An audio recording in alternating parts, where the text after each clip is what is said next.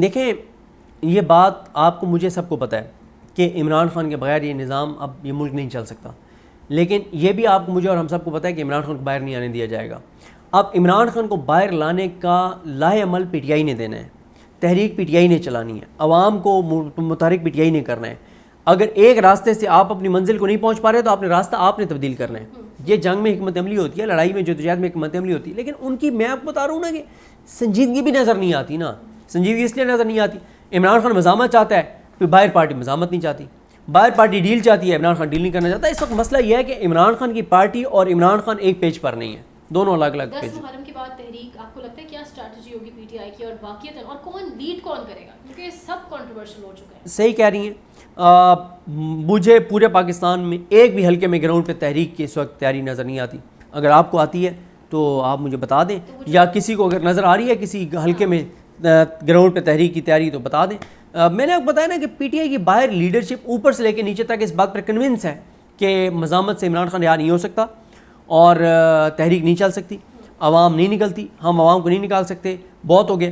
یہی بات جا کے عمران خان کو بھی سمجھا دو، بھائی سمجھا دو نا، اس کو جا کے بتا دو نا کہ لوگ نہیں نکل سکتے، ہم نہیں نکال سکتے، ہماری پسلی نہیں باہر اٹھاتی، تو آپ خان صاحب کوئی اور کام کر لیں، مزاحمت ہم نہیں کر سکتے۔ یہی وجہ ہے کہ علی مین گڈھا پور نے پریس کانفرنس کی لیکن احتجاج کا کوئی ذکر نہیں تھا، اور سب نے دکھائی بھی سرپرائزنگلی سب تمام چینلز۔ دیکھیں اس وقت احتجاج کی کال علی امین گنڈا پور نے نہیں دینی۔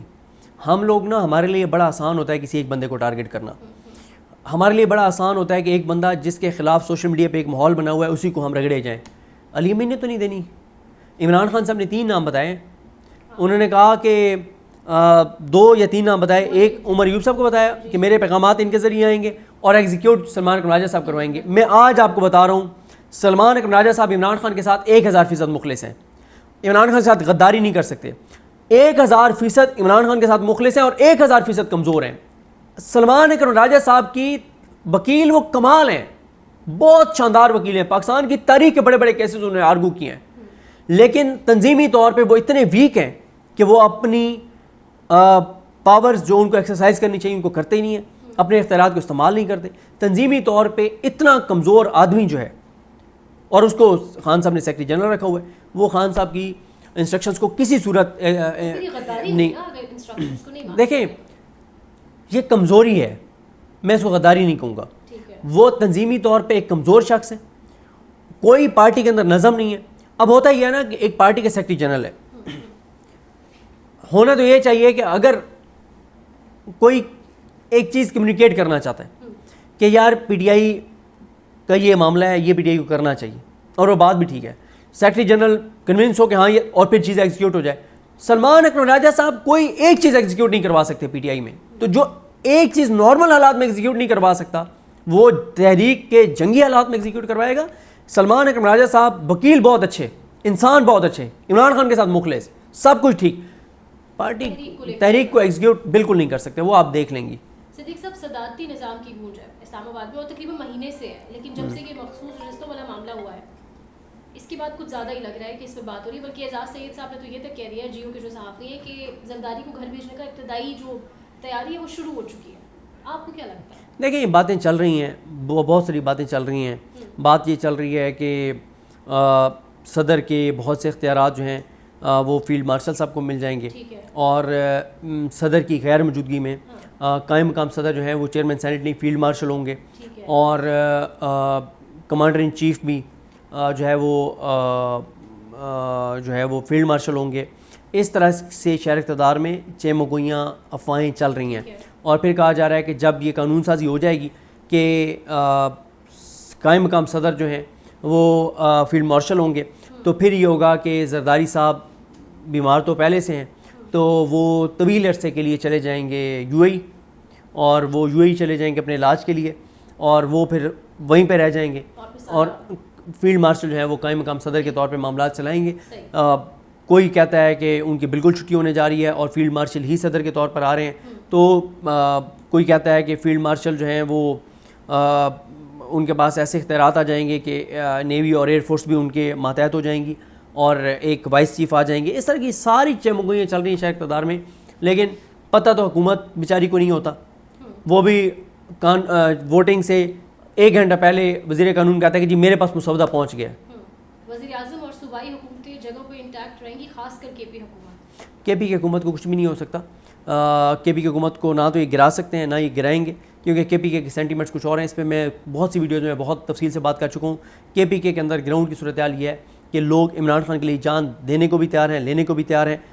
کے پی کے میں ایمرجنسی نہیں لگ سکتی, کے پی کے میں لوٹے نہیں بن سکتے, کے پی کے میں ہارس ٹریڈنگ نہیں ہو سکتی, اور آپ دیکھ لیں گے یہ کے پی کی حکومت کہیں بھی نہیں جا رہی. اتنے اگر تگڑے لوگ وہاں پر ہیں پھر بھی علی امین گنڈا پور یا کے پی کی قیادت یا P T I over all, اگر آپ کہہ رہے ہیں پہ ہم نہیں ذمہ داری ڈال سکتے, پھر بھی یہ لوگ تحریک نہیں چلا سکتے؟ میں شاید پچھلے سوال میں جو ہے نا اس کو میں وہیں پہ چھوڑ دیا تھا. تحریک کی کال اب علی امین گنڈا پور صاحب نے نہیں دینی. تحریک کی کال دینی ہے مسٹر گور صاحب نے, سلمان ماجد صاحب نے, جنید اکبر صاحب نے, عمر ایوب صاحب نے. ان 4-5 لوگوں نے کال دینی ہے.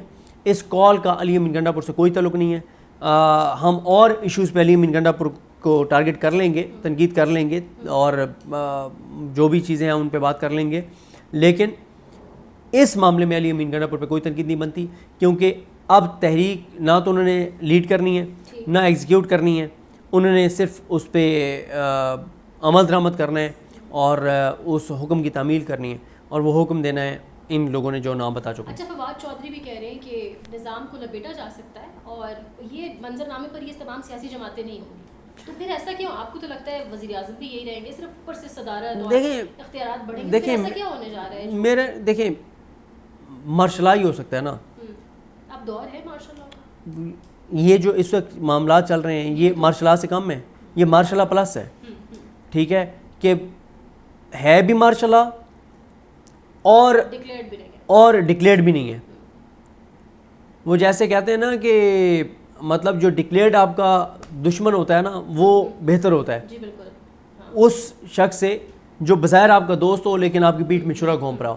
تو یہ اس وقت یہ مارشل لا سے آگے کی پاکستان میں چیز چل رہی ہے, اور یہ اچھی چیز ہے. اگر براہ راست مارشل لا آ جاتا ہے تو ٹھیک ہے نا, کھل کے پھر وہ پوری دنیا کے سامنے ہوگا. اور اگر وہ جیسے ہے کہ میاں بی راضی تو کیا کرے گا قاضی, اگر ٹرمپ ہے راضی تو پھر 25 کروڑ عوام کیا بیچتی ہے. ہم تو صرف ٹرمپ دیکھیں, ہم دیکھیں گے ٹرمپ کی طرف. اگر ٹرمپ راضی ہے نا تو ہم ہر وہ چیز کر گزریں گے جو ہم کرنا چاہتے ہیں, کیونکہ صرف اگر 25 کروڑ لوگ میٹر نہیں کرتے, آج 25 کروڑ سڑکوں پر نکل آئیں تو بھی شاید ان کے ساتھ کیا سے کیا کر دیا جائے. لیکن ٹرمپ صاحب کی آنکھ کا ایک اشارہ جو ہے نا وہ اس پہ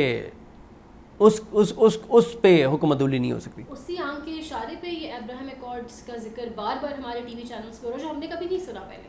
اور خواجہ آصف وزیر دفاع کی پوزیشن میں بڑی تگڑی سیٹ ہے ان کے پاس, وہ اپنی وزارت پہ بیٹھ کر کہہ رہے ہیں کہ ہم سوچ سکتے ہیں اس بارے میں اگر پیلسٹائن کو تسلیم کر لیا جاتا ہے. دیکھیں شہر اقتدار میں بات یہ ہو رہی ہے کہ اسرائیل کو تسلیم کرنے کے اوپر معاملات تمام طے ہو چکے ہیں, بس ٹائمنگ جو ہے اس کے اوپر ڈسکشن ہے کہ کب یہ کرنے.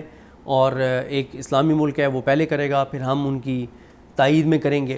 اور بالکل, اور ساتھ ہی یہ بات ہو رہی ہے کہ امریکہ کو یہی بتایا جا رہا ہے کہ جی ہم تو ڈسکشن شروع کروا دی ہے, لیکن مسئلہ عمران خان, تو اس کا ہمیں کو پکا بندوبست کرنا پڑے گا.